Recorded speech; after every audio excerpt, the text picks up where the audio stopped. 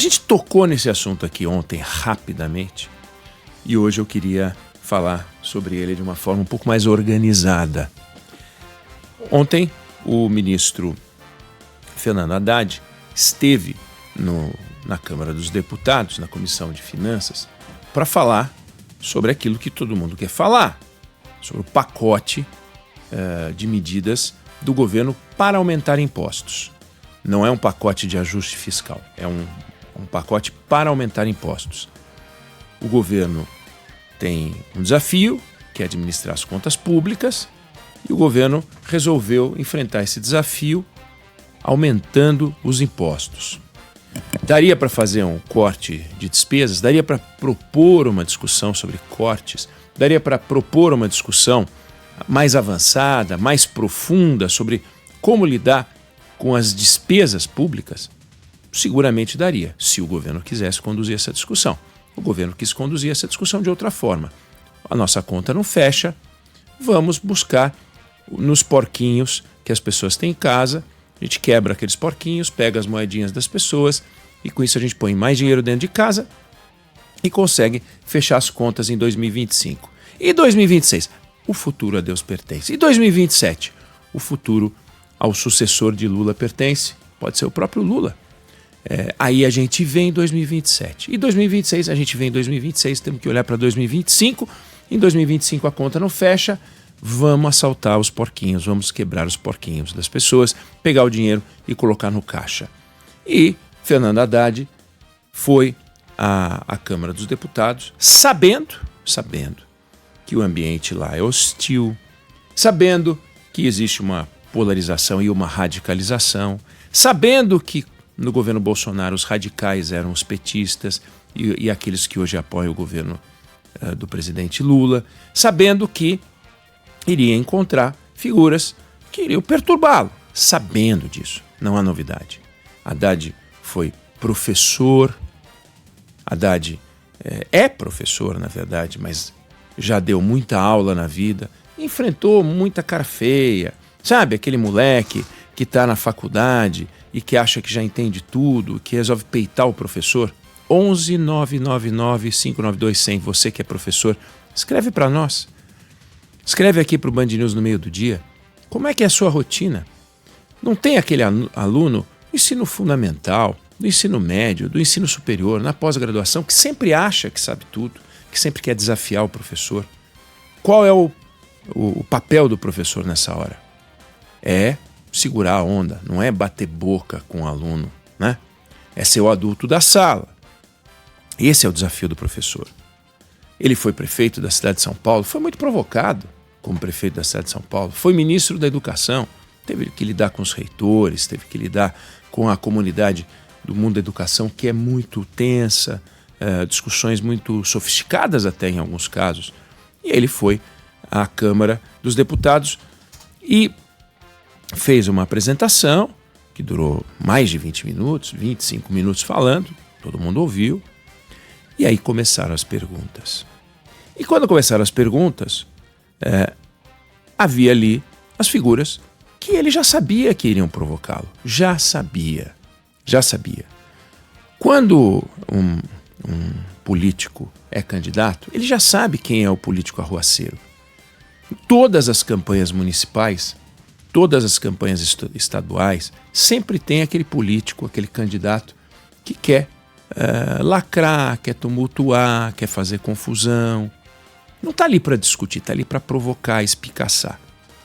Aquele que quer ocupar um cargo de destaque, como eu falei há pouco sobre os professores, tem que se comportar de um jeito diferente. Então, lá pelas tantas, fala o deputado Carlos Jordi, do PL do Rio de Janeiro. E ele começa usando palavras como atrapalhadas, mentira, atrapalhado, a culpa é de vocês, roubalheira, referindo-se ao INSS, roubar os sindicatos, atrocidades, palavras desse tipo. No meio disso tudo, tem questões de mérito. Ele fala e critica o aumento da carga tributária, mas ele foi lá e disse um governo fazendo tantas trapalhadas. O senhor disse que a culpa pela crise fiscal é do Bolsonaro. Isso é mentira. Nunca vi um governo tão atrapalhado. E foi falando. E, obviamente, o Haddad não gostou do que ouviu. Você não gostaria de ouvir isso se estivesse no lugar dele. Eu não gostaria de ouvir se estivesse no lugar dele. Aí fala o deputado Nicolás Ferreira, também do PL, só que de Minas Gerais. Nicolás Ferreira, você sabe, é um deputado que tem muitos seguidores na rede social, campeão de votos e lacrador profissional. Lacrador profissional. Você pode criticá-lo por isso? Não. Ele está lá fazendo o papel dele. E aí ele pega e fala, usa a palavra piada, grande piada, ao se referir à situação brasileira. Fala que o senhor parece que é ministro da Suíça, brincando de fazer política, teatro muito gigantesco, defende o vídeo do Pix e assim vai. Bom, aí o Haddad vai responder, depois de vários que se falaram, chega a vez ele pegar a palavra, e aí o Haddad, então, nessa hora, tinha dois caminhos para adotar. Num dos caminhos, ele ignoraria os ataques e ficaria naquilo que é o eixo central do que falaram os deputados. Não só estes, como outros. Poderia defender esse governo, coisa que ele fez. Poderia criticar o governo Bolsonaro, coisa que ele fez. Poderia chamar atenção para as conquistas do atual governo, conquistas econômicas, o que ele fez já no discurso de introdução e voltou a fazer. Mas ele também poderia fazer o que ele preferiu fazer, que é uma escolha infeliz. Ele preferiu ir para o ataque. Ele preferiu mostrar que ele não ia se comportar de uma maneira equilibrada, não. Que ele ia dar um de Nicolás Ferreira, que ele ia dar um de Carlos Jordi, e ele deu. Então ele falou que o Bolsonaro fugiu de todos os debates que ele tem, que ele queria, ele tem ânimo de debater com os bolsonaristas, mas ele não consegue. Porque em 2018 o Bolsonaro fugiu dos debates. Ele era candidato a presidente e ele fugiu dos debates. Aí ele disse que agora 2 deputados fazem as perguntas e correm do debate, porque eles falaram, Nicolás Ferreira e Carlos Jordi falaram e saíram da sala. O que sempre aconteceu. Fica parecendo, pela fala do Haddad, que deputados em comissões ou em comissões parlamentares de inquérito estão lá para realmente investigar, realmente para ouvir. Não, estão lá para falar, para serem filmados pela TV Câmara, os senadores pela TV Senado, darem entrevistas para a imprensa, fazerem seus videozinhos, seus cortezinhos na rede social e ir embora. É isso. Mas é só o Nicolás Ferreira e o Carlos Jordi? Não, todos. Eu vi hoje pela manhã um vídeo do ministro da Saúde fazendo um videozinho lá, dançando, fazendo umas coisinhas. Hoje nós estamos nessa. Existe isso é uma realidade. Cortes. O presidente da República faz cortes. Na missão à China, o presidente da República reuniu todos os ministros na Praça da Paz Celestial e cada um fez um takezinho, falando viva a saúde, viva a agricultura nacional, viva o desenvolvimento agrário. É meio infantil também, sabe? Tem uma certa infantilização que as redes sociais promovem e patrocinam, e eles caem, todos eles caem. Na direita, na esquerda, a gente cai. Se eu olhar a minha rede social, deve ter uns troços assim também. Mas ele é o ministro da Fazenda, então ele pega e ironiza o Nicolás Ferreira. Ele pega e fala como se ele fosse o Nicolás Ferreira. Ele pega e fala assim, ele está dizendo, o sujeito correu do debate, falou e saiu, aí a pessoa fala, agora eu tenho maturidade, eu não sou mais aquele personagem, agora eu sou um deputado para valer, eu vou falar sério com o senhor. Ou seja, ele aspiou, ele sugeriu que ele era o Nicolás Ferreira, falou como se ele fosse o Nicolás Ferreira. Provocação, né? Daí ele diz assim, esse tipo de atitude de alguém que quer aparecer nas redes sociais falando sério, sabe? Perdendo aqui e tal, é um pouco de molecagem. Essa palavra não tinha surgido até esse momento, nem moleque, nem molecagem. Foi o Fernando Haddad que falou.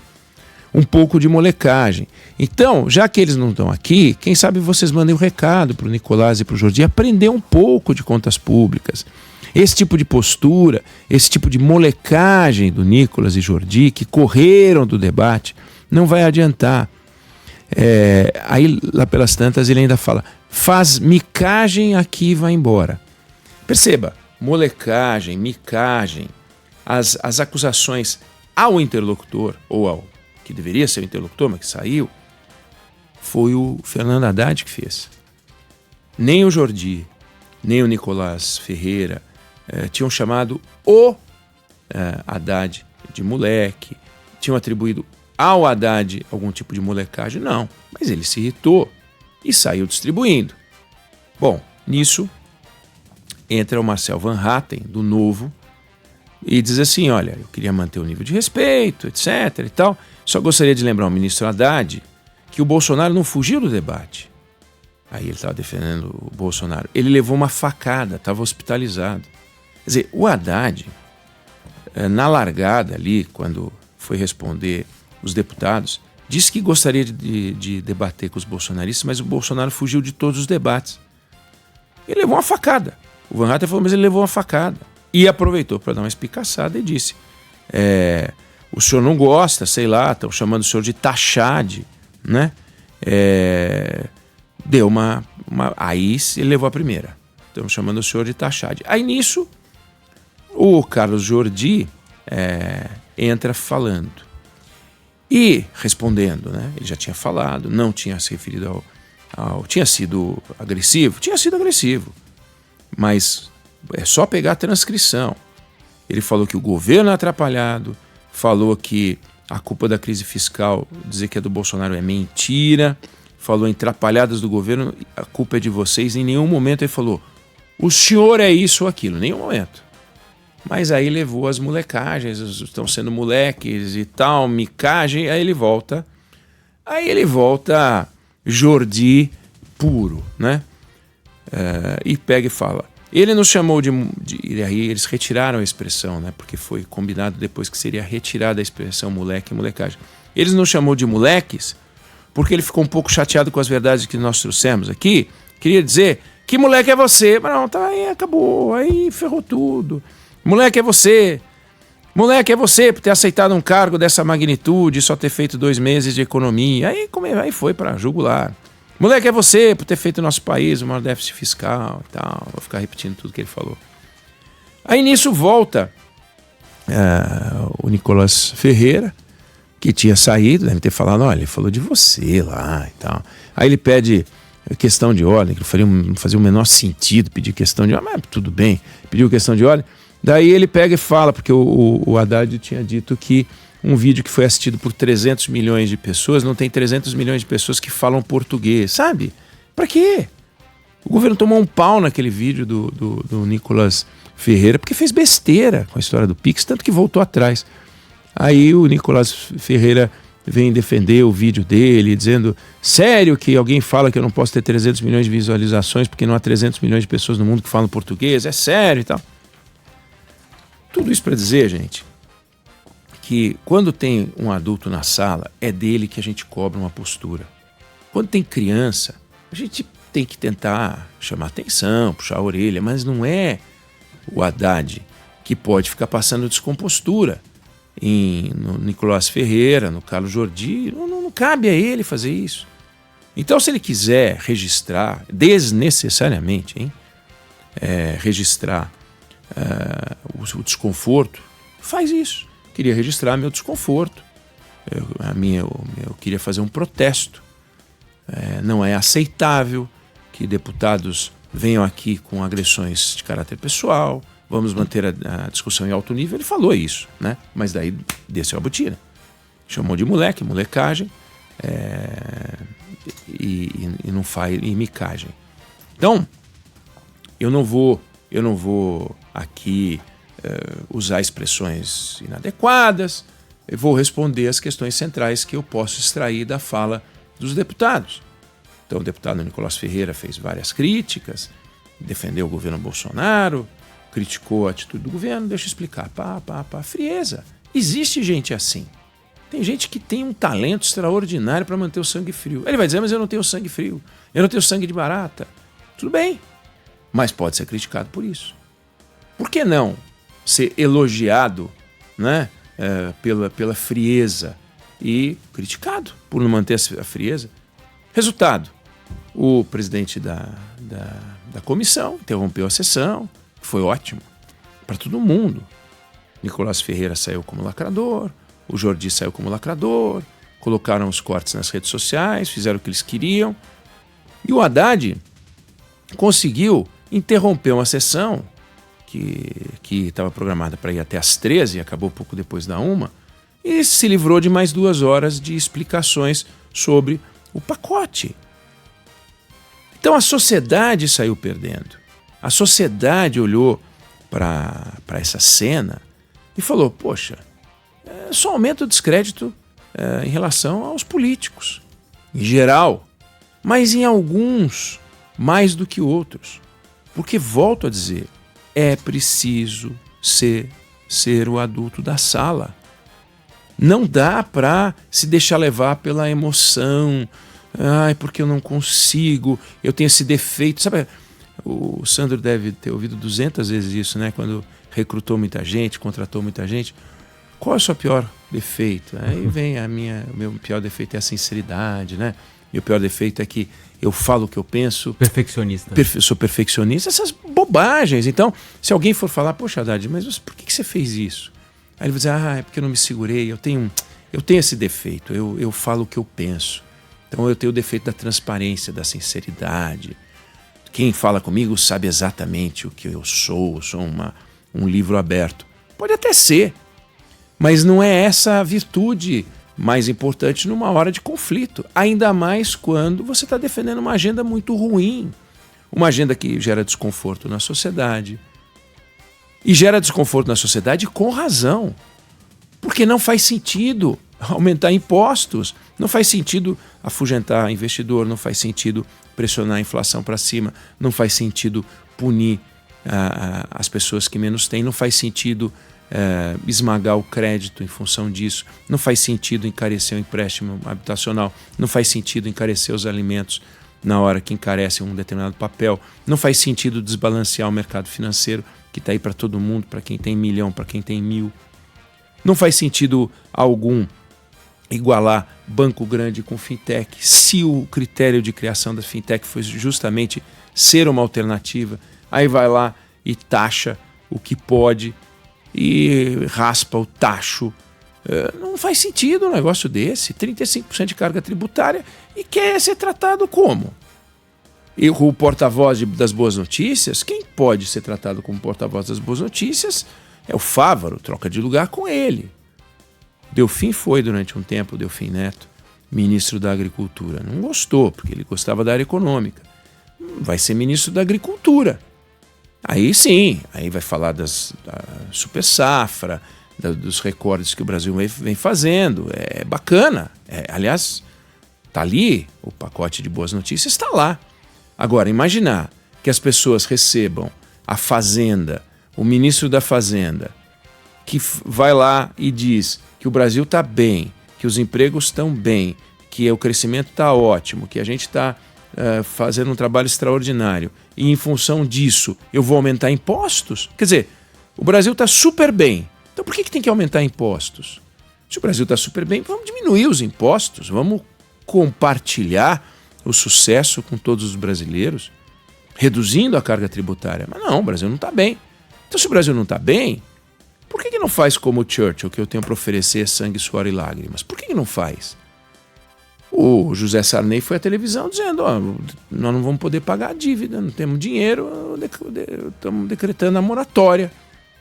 Então, compartilha com a sociedade. Pessoal, estamos vivendo um momento difícil, nós não vamos fazer cortes, não há clima político para fazer cortes, a gente não pode cortar na educação, não pode cortar na saúde. O presidente da República se recusa a cortar na aposentadoria. Por quê? Porque explica. Não é por razões eleitorais? Então quais são as razões? Por que a aposentadoria não recebe o reajuste da inflação e o aumento real fica com o salário mínimo? Por quê? Qual a explicação? Eu não vou cortar dos mais pobres, mas não está cortando. Está dando racionalidade. A máquina pública ela é criada para os mais pobres. Toda vez que for mexer em alguma coisa, vai mexer nos mais pobres, porque a Previdência e todo o campo da Seguridade representa metade da despesa primária do país. Mas temos que mexer nos juros. Tudo bem, mas não cabe ao governo mexer nos juros. Reduz a dívida pública, que os juros se adaptam. Reduz a inflação, parando de pressionar a inflação, que os juros se adaptam. Deixa que o Galípolo sabe fazer. Nos preocupa com a política monetária, preocupa-se com a fiscal. Aí não se fala em reforma fiscal, o que a gente tem é uma reforma tributária, que não mexe na carga, não reduz carga, reforma tributária que ainda não foi implementada, e temos um ajuste tributário, não um ajuste fiscal, um ajuste tributário, ou seja, aumento de impostos, e não quer ser provocado. E quer se sentir no direito de rebater no mesmo tom das crianças da sala. Então, desculpa, nessa discussão sempre estará errado aquele de quem a gente espera maturidade. Sempre estará errado aquele que cobra do outro um comportamento maduro que não pratica. Não dá para ser maduro só com quem é maduro. Tem que ser maduro justamente com quem não é maduro. Não adianta os bombeiros jogarem água onde não está pegando fogo. Tem que jogar água onde está pegando fogo. Não pode jogar gasolina. E o Haddad jogou gasolina. Então ele tem responsabilidade pelo que aconteceu. Fica a pergunta. Fez de propósito para marcar uma posição e, eventualmente, um pênalti, tipo Neymar, cai na área e, com isso, interromper a sessão para evitar o debate? Talvez. Mas o fato é, a atitude dele é criticável. A dos outros, desculpa. Eu não vou aqui perder meu tempo analisando Nicolás Ferreira, nem esse tal de Carlos Jordi. Não vou perder meu tempo, nem o seu tempo. São 2 de 513 deputados que estão ali e fazem o que eles querem, tem o mandato deles para isso. Agora nós temos um ministro da Fazenda. E ele interfere na nossa vida de um jeito que o Nicolás Ferreira e o Carlos Jordi não interferem. Eles não têm esse poder.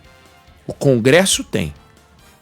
A Câmara tem. 513 caras ali, a maioria pode derrubar esse pacote do governo Lula. Mas o ministro da Fazenda é um só. E é uma honraria. E ele tem que, porque é uma honra ser ministro da Fazenda, demonstrar isso o tempo inteiro, mostrando que está à altura do cargo. E para isso tem que se comportar de um jeito diferente daqueles que acham que podem falar o que quiserem. Eu não sei se você concorda ou discorda, mas essa é a opinião que eu tenho sobre o assunto.